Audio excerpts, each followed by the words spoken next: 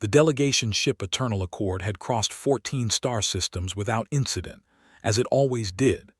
Ambassador Vreth of the Velhari stood at the observation deck, his four luminescent eyes fixed on the small blue-green planet rotating slowly below. It was, by all measurable standards, unremarkable.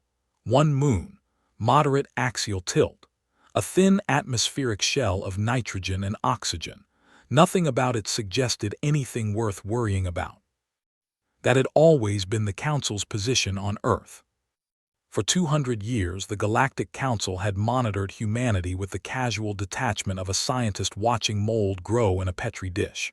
Occasionally interesting, occasionally alarming, never truly surprising. The humans had done what most young civilizations did. They fought each other, poisoned their rivers, nearly destroyed their atmosphere twice, and somehow stubbornly refused to go extinct. Annoying but not unusual. And now, by the Council's standard timeline, they were ready to be invited in. Vreth adjusted the ceremonial collar around his elongated neck and reviewed the briefing one more time. The intake protocol was simple. Land. Present the accord of invitation. Allow the species exactly 30 of their days to deliberate. Expect confusion, awe, and probably some degree of panic. It was always the same. The Eternal Accord entered the upper atmosphere on a Tuesday morning, Eastern Standard Time, though Vreth did not know that yet. What Vreth did not expect, what none of them expected, was the landing pad. It was already there. A perfectly constructed receiving platform sat in a wide clearing outside Geneva, Switzerland, marked with a symbol that the ship's translation system immediately recognized as a universal greeting sigil. Not a rough approximation, not an accidental resemblance. The exact, mathematically precise sigil used in Council diplomatic approach protocols. Vreth stared. Beside the platform stood a row of humans in formal attire. They were calm, organized. Several of them were smiling. One woman in the front held a small device that, when Vreth's translator finally processed its output, turned out to be playing a soft, welcoming melody composed in harmonic frequencies known to be pleasant to no fewer than 12 Council species. Vreth turned to his aide, a young Velhari named Sesek, and said nothing for a long moment. "Sir," Sesek prompted. "They built us a landing pad," Vreth said. "Yes, sir." "They are playing music, calibrated music." "Yes, sir." "They were expecting us." Sesek checked the mission brief. "We were not supposed to make contact until—" "I know when we were supposed to make contact," Vreth said quietly. The ramp descended. Vreth composed himself and walked down with all the dignity his office demanded, which was considerable. At the bottom, the woman at the front of the human delegation stepped forward. She was perhaps 60 years by human reckoning, with close-cropped silver hair and the kind of eyes that suggested she had spent decades listening to people argue and had long since stopped being surprised by anything. "Ambassador Vreth," she said in flawless Velhari, "we are honored to welcome you to Earth. I am Dr. Adiz Akafer, Secretary General of the United Earth Council. We have prepared accommodations, translation materials, and a welcome packet for each member of your delegation." She paused, then added with a small smile, "including dietary information for species whose nutritional requirements differ significantly from our own. We hope we got the details right." Vreth accepted the offered packet with both upper hands, a sign of respect in Velhari culture that he had not consciously intended to perform. He looked down at the packet. It was printed in Velhari script, clean, accurate, properly formatted Velhari script. Behind him, he heard Sesek make a small, involuntary sound. The welcome reception that followed was, by every measure, extraordinary. The humans had prepared spaces for each of the 7 species in Vreth's delegation, temperature-controlled, atmospherically adjusted, with seating designed to accommodate non-humanoid body structures. There were no awkward moments, no fumbling apologies for oversight, no scrambling to accommodate unexpected needs. Everything had been thought of in advance. Everything. over a long dinner, during which the humans served food prepared according to each delegate's specific biological requirements, with alternatives available and labeled. Vreth found himself engaged in surprisingly fluent conversation with Dr. HFY about galactic political history, trade route economics, and the philosophical frameworks underpinning council membership. She knew things she should not have known. Not dangerous things, not threatening things, but detailed, specific, accurate things about the inner workings of an organization that had never, officially, made contact with her planet. Vreth returned to the ship that night and sat alone in his cabin for a long time. He pulled up the mission brief. Standard intake protocol, primitive civilization, expect confusion and awe. He set it down. Then he sent an encrypted message back to Council headquarters that contained only 6 words. Something is different about these ones.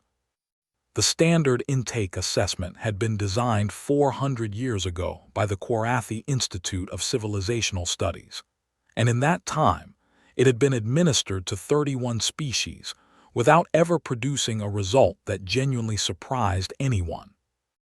It measured 6 core metrics: military aggression index, territorial expansion drive, resource desperation coefficient, internal conflict frequency, technological weaponization ratio, and what the Korathi delicately called the dominance reflex, the instinctive desire of a species to establish superiority over others upon first contact with an external civilization.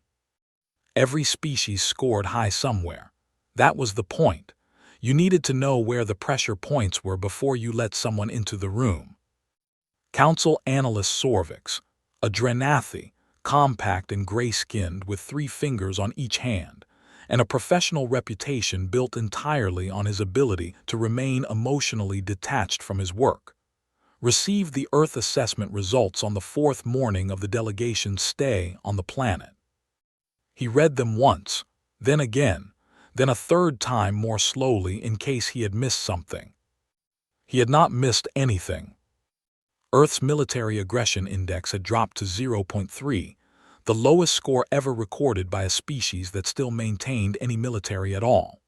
The previous record had been held by the Fenori, a deeply pacifist aquatic civilization, and even they had scored 1.1. The territorial expansion drive was similarly bizarre. It flatlined. Humanity had ceased all aggressive territorial expansion 83 years ago and had not resumed it. Their resource desperation coefficient was moderate but stable, declining year over year. Internal conflict frequency had dropped by 91% in the last century. That last number made Sorvix put down his data pad and pick up a cup of the bitter black liquid he'd been warned the humans were inexplicably devoted to. He'd tried it once. It was terrible. He was on his 3rd cup. 91%. The average civilizational internal conflict reduction over the same period, across all council member species, was 12%. 15 if you counted the Velhari's particularly successful mediation reforms. Humanity had reduced internal warfare by 91% in 100 years, and nobody outside this planet had noticed, because nobody had been looking for that particular data point. They'd been looking for the other ones. Sorvix flagged his supervisor, a senior Velhari analyst named Prathais, who reviewed the numbers and responded with a single line: "Instrument error. Run it again." He ran it again, same results. He ran the full battery of secondary verification checks. He cross-referenced against Earth's own public historical records, which the humans had helpfully provided in a standardized data format compatible with Council archival systems. Another thing they should not have known how to do. The numbers held. Sorvix moved to the weaponization ratio and felt a headache beginning behind his primary optical nerve. The ratio measured how much of a civilization's scientific output was directed toward weapons development versus non-military application. For most species at Earth's developmental stage, the number ran between 40 and 60%. Early spacefaring civilizations were resource competitive and threat aware. They built weapons. It was simply what happened. Earth's ratio was 9%. 9. Sorvik stood up, walked to the narrow window of the analysis suite aboard the Eternal Accord, and stared out at the planet below for a while. Green and blue and white, quietly rotating, completely unbothered by his existential distress. The dominance reflex score was where it all became genuinely strange. The dominance reflex test was not a questionnaire. It was a behavioral observation study. Subtle, embedded in the interactions between the human delegates and the council team over the first 3 days.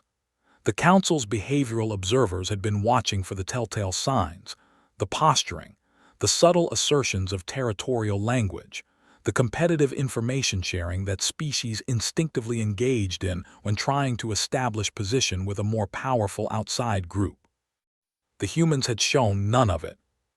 Not because they were suppressing it. The behavioral observers were trained to detect suppression. They had shown none of it because it genuinely did not appear to be there. Dr. Akafer and her team engaged with the council delegation the way a person might engage with a neighbor who had finally come to introduce themselves after moving in down the street. Warm, interested, entirely without agenda. Sorvix compiled his report and sent it to Vreth with a note at the bottom that he rarely included in professional documents. Sir, I don't know what happened on this planet, but whatever it wasn't what usually happens. Recommend full historical investigation before proceeding with standard intake. Vreth read it twice, stared at the ceiling of his cabin, and then wrote back 3 words. Already ahead of you, Thessaly had been a council archivist for 11 years, which was not long by Quarathi standards. Her species routinely worked the same post for 3 or 4 decades before considering a change. But it was long enough that she had developed a specific, efficient, slightly obsessive methodology for finding things that were not supposed to be findable. She had been assigned to Earth's case as a routine support role, pull the communication history, verify the standard isolation protocol had held, confirm no unauthorized contact had been made, file the report. Done. She finished the first layer of the archive search in under an hour. Clean. No unauthorized transmissions. No evidence of contact. Then she made the mistake, or the discovery, depending on how one framed it, of running the second layer sweep. The second layer sweep checked for something subtler than contact. It checked for awareness. Specifically, it looked for whether a monitored civilization had developed the technological capacity to detect council signals passing through their region of space. The low-frequency carrier waves used in long-range galactic communication, the navigation beacons, the diplomatic channel pulses that crisscross the galaxy like invisible highways. Most civilizations at Earth's stage couldn't detect them. The signals were designed to be invisible to pre-contact technology. Earth had been detecting them for 153 years. Thessaly sat very still in front of her terminal for a moment, then ran the verification sequence, because this was the sort of thing you verified. Verified. She pulled the detection logs. They were extensive, organized, cataloged with a rigor that she, as a professional archivist, could only describe as excellent. The humans had been picking up council signals since early in their 21st century, and they had spent the following century and a half quietly, methodically building a picture of what was out there. They had mapped, with impressive accuracy, the rough shape of the council's communication network. They had identified at least 30 distinct species from signal pattern variations. They had developed translation algorithms that, while incomplete, had cracked roughly 40% of basic council diplomatic language. They had done all of this in complete silence. Not one outgoing signal, not one attempt at contact, not one hint in any of their public or private communications that they knew they were not alone. 153 years of knowing, and they had told no one.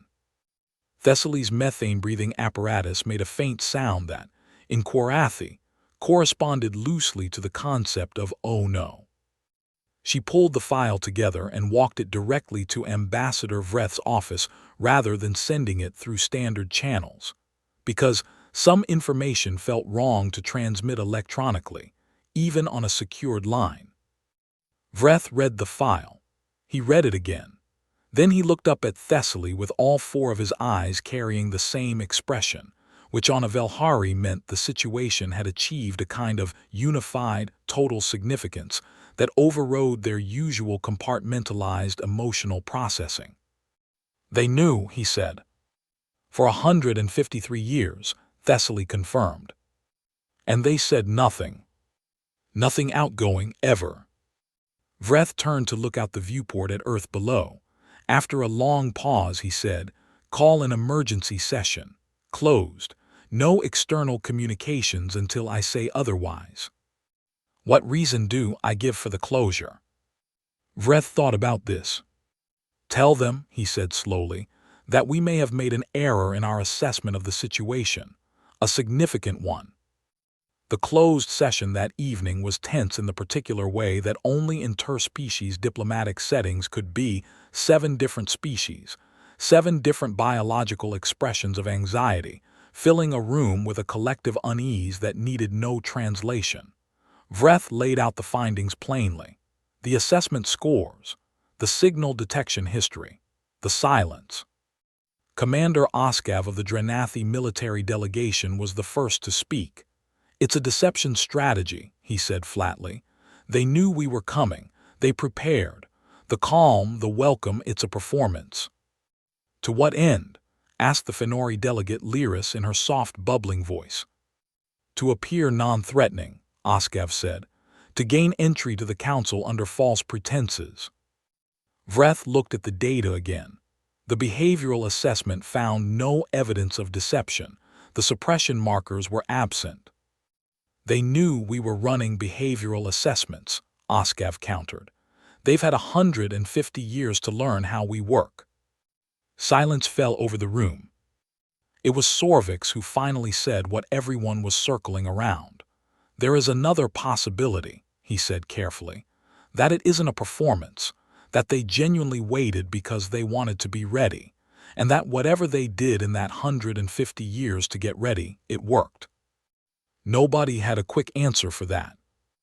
Outside the viewport, Earth continued to rotate, blue and unhurried, entirely unaware of the crisis it had accidentally caused just by being exactly what it appeared to be.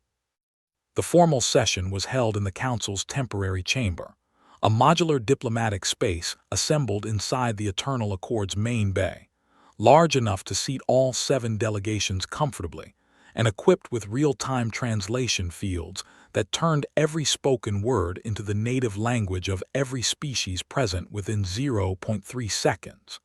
It was designed to eliminate misunderstanding. It was about to be tested.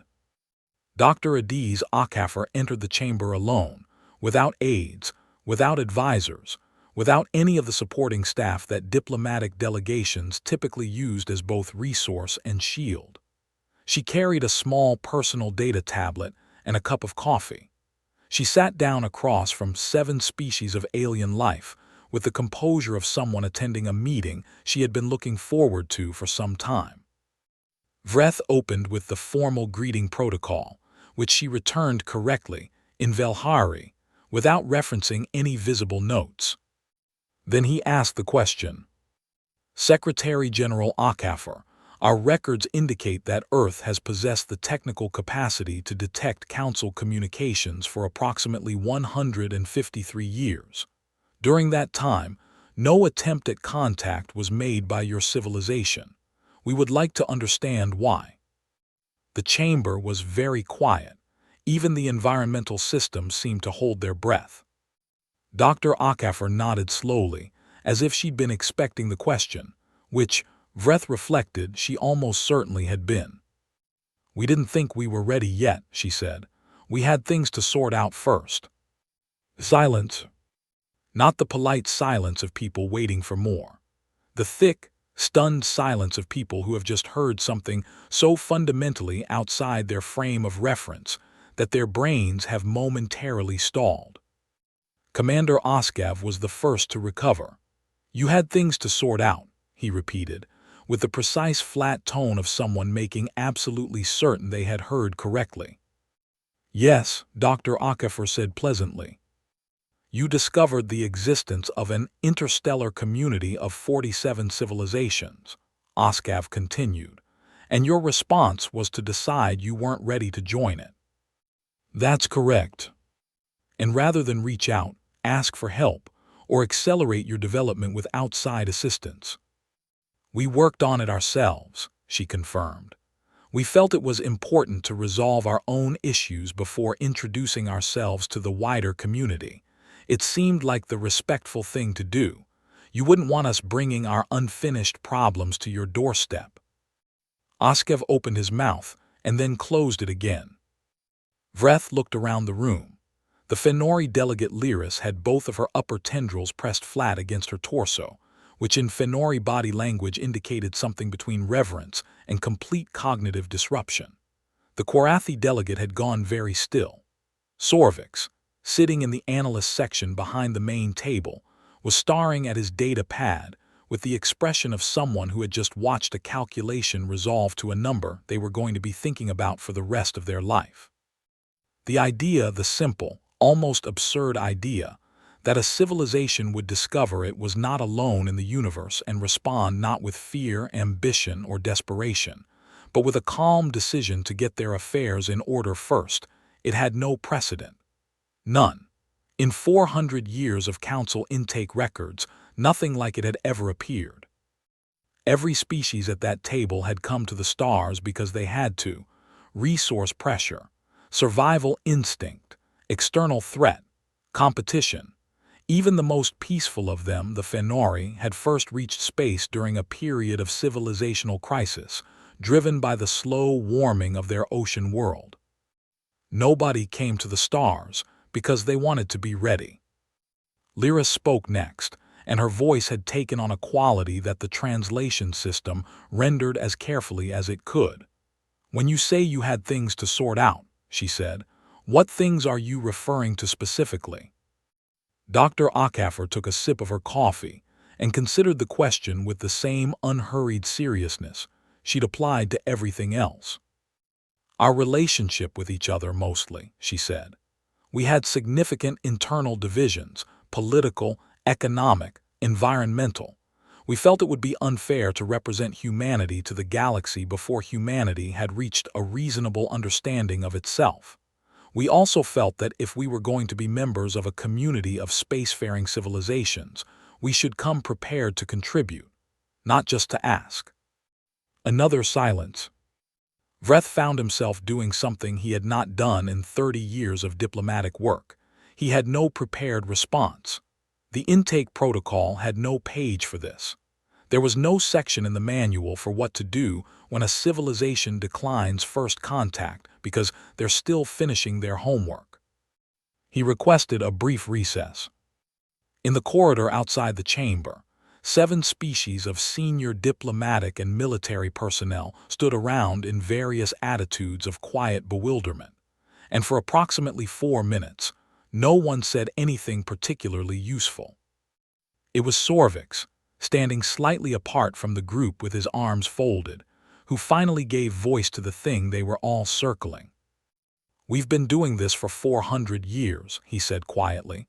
"Bringing species in, managing their insecurities, balancing their ambitions, mediating their fears." He paused. "Has anyone ever even once had to manage a new member's competence?" No one answered. They went back inside. The archive arrived the following morning in a data package so large it temporarily strained the Eternal Accord's processing systems. 47 folders, one for each year of what the humans called their consolidation period, the roughly 50-year span between their first major internal agreements and the present day. Before that, a historical record going back 3 centuries, detailed and unflinching, covering every war, every failure, every catastrophic mistake with the same clinical honesty as the successes. Vreth had requested the full record, Dr. Akafer had not hesitated. "We have nothing to hide," she had said. "The record is what it is. We're not proud of all of it, but we think it's important that you see the whole thing." Vreth assigned a full team to the review. It took 4 days. On the first day, they reviewed the wars. There had been many. The humans had fought each other with extraordinary creativity and devastating efficiency across centuries, and the record held nothing back: casualty figures, political failures, atrocities committed and acknowledged, the long, grinding aftermath of conflicts that reshaped entire generations. The council analysts read it with the detached professionalism of people who had reviewed the intake records of 31 civilizations and seen humanity's particular flavors of violence many times across different species. What was different was what came next. Because on the second day, they reached the period immediately following humanity's detection of the first council signals, and the record changed character entirely. Within a decade of confirming they were not alone in the galaxy, something had shifted in the way human institutions operated. Not dramatically, not all at once, but in the way that a river changes course over time, gradually, persistently, and then one day you look and it's somewhere completely different. The first of the 3 great weapons categories, biological agents, was eliminated by international agreement 14 years after initial signal detection. The verification mechanism humanity developed for that treaty became a template used by multiple subsequent agreements. It was not forced. It was not imposed by any single power. It was negotiated, slowly and painfully, by representatives who seemed to have collectively decided that if there was a larger universe out there watching, they would prefer not to be the species that exterminated itself before it could say hello. Chemical weapons followed 11 years later. The final category, a specific class of automated mass casualty systems, was dismantled by a global framework 18 years after that. 43 years. 3 categories of extinction risk weaponry eliminated by agreement. Sorvix read that section of the archive, and then walked to the small porthole in the analysis room and stood there for a while. The environmental record was, if anything, more remarkable. 3 decades of sustained, coordinated planetary restoration. Not perfect, not linear, full of setbacks, funding collapses, political reversals, and years where it looked like the entire project might unravel. But it hadn't unraveled. The analysts watched the data trend lines across 100 years and saw something they rarely saw in civilizational development charts: a correction, a real one, the kind that held. The ocean temperatures, atmospheric carbon concentrations, biodiversity indices, species recovery rates, all of them had turned, gradually and then with increasing momentum, in the right direction. "They fixed their atmosphere," said one of the junior Velhari analysts, looking up from her terminal with an expression of pure disbelief. "They fixed their atmosphere," Sorvix confirmed. The economic data was subtler but equally strange.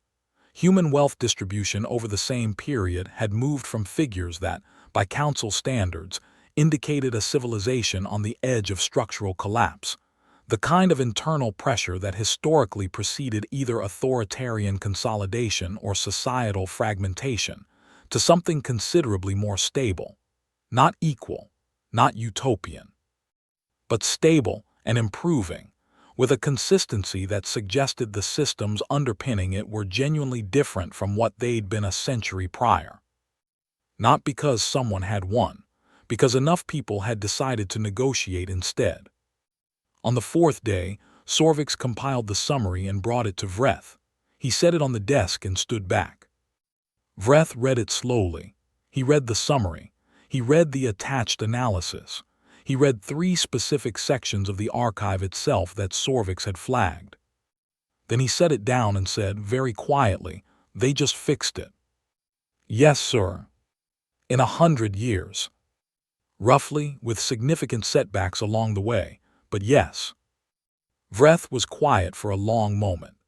Do you know how many civilizations in Council history have achieved a net reduction of internal conflict, ecological damage, and weapons proliferation simultaneously, within a single century, without external intervention or catastrophic forcing event? Sorvix knew the answer because he had checked. No, sir. Neither do I, Vreth said, because there are none. Commander Oskav of the Drenathi military delegation had remained mostly quiet through the preceding days. He was not a man given to visible emotional processing. He had spent 40 years in Drenathi military service and had assessed the threat profiles of 11 civilizations, and he had developed a reliable, efficient intuition for danger. His intuition had been making a persistent, low-level noise since he first set foot on the Eternal Accord's deck and reviewed the initial Earth assessment data. Not the loud alarm of obvious threat, the quieter sound of something he could not yet classify. He filed a formal request for a review of Earth's military capacity on the morning of the 5th day. It was a standard intake procedure. The Council had every right to review a candidate civilization's defense architecture before extending full membership. Vreth approved it without objection. Dr. Akaffer, when informed, approved it without objection either, which itself should have been a signal. The briefing was conducted by a small group of Earth defense officials who arrived aboard the Eternal Accord the following morning. They were quiet, professional people in understated uniforms, and they set up their presentation with the efficient economy of individuals who had briefed important rooms before. The first section covered Earth's publicly acknowledged defense structure. Conventional military forces, reorganized and reduced in size over the past 80 years, now oriented primarily toward humanitarian response, disaster management, and planetary emergency coordination. Standard peacekeeping frameworks. Nothing alarming. Oskav was waiting for the second section. It came 40 minutes into the briefing. What the Council's military analysts saw in the classified Earth defense architecture, the program that had no public name and appeared in no government budget visible to the outside world, was not what Oskav had expected to find. He had expected a hidden weapons stockpile, accelerated arms development, the thing that civilizations always did when they thought no one was looking. What he found instead was architecture. 70 years of quiet, methodical, extraordinarily patient infrastructure development. Deep space detection networks with a range that covered, Oskav realized with a slow, cold clarity, the entirety of the Council's outer boundary. Defensive platforms that had been assembled in orbit and beyond orbit over decades, designed not for projection of force, but for what Earth's defense officials called, with characteristic understatement, deterrent sufficiency. The ability to make any attack on Earth so costly to the attacker that no rational actor would consider it worth attempting. No first strike capacity. None. The system was architecturally incapable of initiating offensive action at range. But what it could do defensively was, in the measured language of the briefing document, significant. The lead Earth defense official, a general who had said almost nothing during the presentation, looked at Oskav near the end and said, in a tone that was entirely courteous and somehow also entirely clear, "We've always preferred to resolve things through conversation. We've put considerable effort into making sure that preference is never mistaken for an inability to do otherwise." Oskav said nothing for a long time. He reviewed 3 specific sections of the briefing document again. He asked 4 technical clarifying questions, which the Earth officials answered precisely and without evasion. Then he closed the document, folded his 3-fingered hands on the table, and looked at the general. "You built this," he said, "while simultaneously eliminating your offensive weapons programs." "Yes. You built a defense network capable of deterring any Council member state, individually or in combination, while also reducing your military aggression index to the lowest score our assessment system has ever recorded." The The general considered this. "We wanted to be safe," she said, "and we wanted to be good neighbors. We didn't see those as contradictory goals." Oskev returned to his quarters that evening and sat at his desk for a long time without activating any of his usual files or reports. He had spent his career evaluating threats. He had a framework for aggression, for expansion, for hidden ambition. He had categories for civilizations that hid their weapons and civilizations that showed them. He had never, in 40 years, encountered a civilization that had simultaneously built the most quietly capable defensive architecture he had ever assessed and reduced its own war-making instinct to near zero. He didn't have a category for that. After a while, he picked up his stylus and wrote a single line in his private assessment log. "They are not dangerous because they don't want to be. They are safe because they chose to be. These are not the same thing, and the distinction matters more than anything else in this file. The Galactic Council had a procedure for everything." 400 years of interstellar diplomacy produced either rigid bureaucracy or elegant process, and the Council had, over time, developed something in between. A set of intake procedures so refined and road-tested that they could be applied to virtually any new civilization with minor adjustments. The procedures were failing spectacularly. On the evening of the 6th day, Vreth called a full internal session, all delegations, no human representatives present, and put the situation plainly. "The standard intake model operates on a set of assumptions," he said, "that new members join out of need, that they seek the Council's trade networks because they lack alternatives, that they seek protection because they feel threatened, that they seek recognition because they want status. Every intake process we have is built around managing those motivations, balancing ambition, containing aggression, integrating competition into a productive framework." He paused. "None of those motivations appear to be present in this case." Silence from the assembled delegations.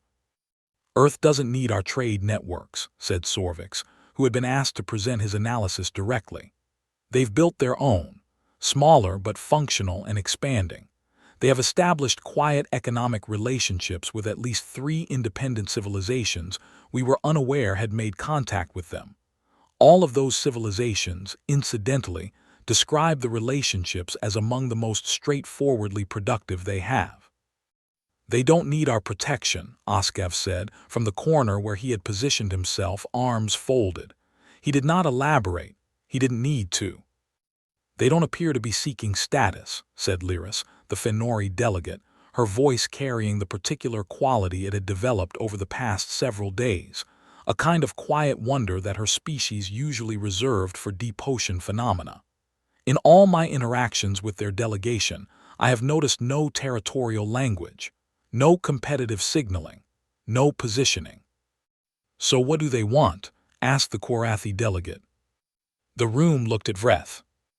Vreth had asked Dr. Akafor that question directly, that afternoon, in a private session that had been brief and entirely uncomplicated. "Company," he said. "She said they want company. They want to meet other civilizations, share research, ideas, art, perspectives, see the parts of the galaxy they can't reach yet, contribute to things that are larger than one planet." Another silence. It was a different kind of silence this time, not the stunned blankness of the first few days, but something more reflective, the silence of people re-examining something they thought they understood. "That's it?" the Korathi delegate finally asked. "That appears to be it," Vreth said. "They want to make friends," the young Velhari analyst said from the back of the room, and then immediately looked as if she regretted saying it out loud, until she noticed that nobody was disagreeing with her. "The intake model has no framework for this," said one of the council legal advisors, reviewing her documents with a furrowed expression. "All of our membership protocols assume leverage, economic leverage, security leverage, political leverage. We don't have a framework for a civilization that joins without needing anything from us." "Then we build one," Vreth said. But the deeper recalibration happening in that room was not procedural. It was something quieter and more personal. Each delegate at that table had a version of their own civilization's history, the desperate first contact, the difficult negotiations, the careful management of ambition and fear that had characterized their entry into the galactic community. They had all come to the stars carrying the weight of unresolved things, all of them. And they were sitting across a negotiating table from a species that had looked at those unresolved things, looked at the wider universe, and decided, with patient, unglamorous determination, to put the house in order first. There was something in that choice that was hard to look at directly.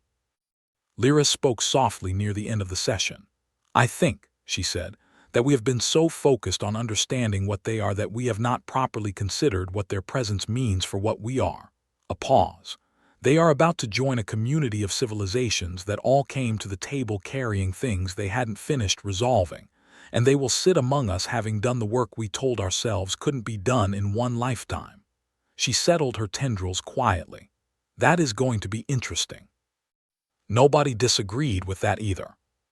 The formal induction ceremony was held on Earth, in Geneva, at the request of the Council, a departure from tradition, which normally held such ceremonies aboard a Council installation. Vreth had suggested it, and the full Council had agreed with unusual unanimity, without anyone clearly articulating why. It simply felt right. The chamber was full. Every member civilization had sent a representative, most of them senior figures who had, in the 10 days since Vreth's first encrypted message, quietly reviewed the reports and found reasons to be present in person for this particular induction. The room had the particular quality of a gathering where most people knew something had shifted, even if they couldn't yet say precisely what. Dr. Acaffer entered in the same understated way she did everything, composed, unhurried, accompanied by a small Earth delegation that had the same quality of people who were genuinely glad to be there rather than performing gladness for an audience. The formal elements of the ceremony proceeded correctly: the reading of the accord of membership, the verification of credentials, the presentation of the council seat assignment, each step unfolded with the smooth precision of 4 centuries of diplomatic practice. But the atmosphere in the room was different from any previous induction, and everyone present could feel it without being able to entirely name it. When it came time for the new member to speak, a brief address, traditionally an expression of gratitude and intention, Dr. Acaffer stood, looked out at the assembled representatives of 47 civilizations, and took a breath. "We have spent a long time preparing for this moment," she said. "Longer, perhaps, than you knew. We are aware that our path here has been unusual. We did not come to you in need, and we did not come seeking protection or advantage. We came because this community exists, and we believe communities are worth participating in." She paused. "We also came knowing that we are not finished. No civilization is. We will make mistakes here, and we ask your patience when we do, as we will offer ours. What we can promise is that we will always try to leave this community better than we found it." Simple, unremarkable on its surface. But every representative in that room heard it in the context of everything they now knew about the century and a half of quiet work that had preceded it. And in that context, every word carried a weight that the translation systems could render but could not fully convey. As the signing proceeded, Dr. Acaffer's signature added to the accord of membership in a chamber that had witnessed 31 such moments before. Vreth stood beside his aide Cesic and said nothing for a while. He was thinking about the first morning, the landing pad, the calibrated music, the welcome packet in 47 languages. He was thinking about 153 years of silence. He was thinking about a civilization that found out it wasn't alone in the universe and responded by quietly fixing its atmosphere, eliminating its worst weapons, and spending a century making itself into the kind of neighbor it would have wanted. "Sir," Cesic said quietly beside him, "are you all right?" "I'm recalibrating," Vreth said. Across the room, Oskav stood with his arms at his sides instead of folded, which for a Drenathi military officer was a significant postural shift. Sorvix had long since stopped pretending to look at his data pad.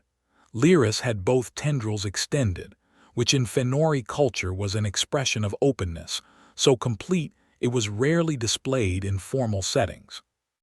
As the ceremony concluded, and the room began to stir with the movement of reception, Vreth turned to Sessek one last time.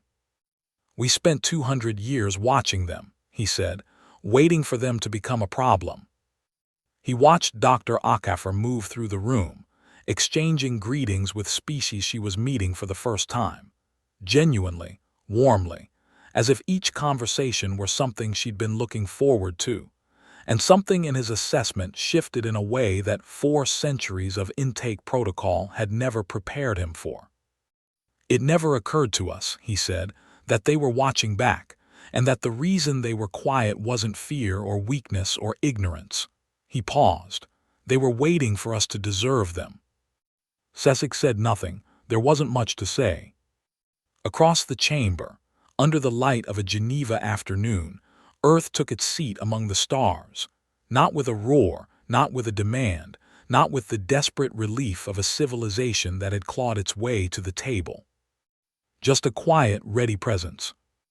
The kind that, once noticed, you couldn't imagine the room without.